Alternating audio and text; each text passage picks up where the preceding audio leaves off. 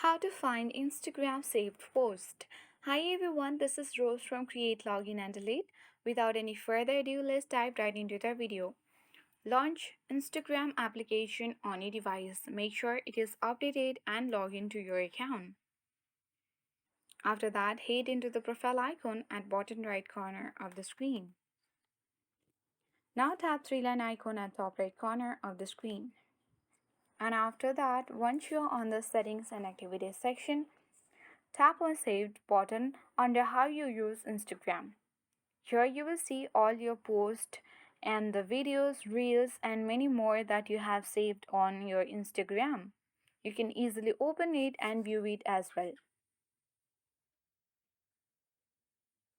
After that, you can use the plus button at top right corner of the screen and you can easily add it as well. Saving posts and videos on your Instagram can help you gather content ideas. So in this way you can easily find the Instagram save post. If you found this video helpful, please give it a thumbs up and consider subscribing to our channel.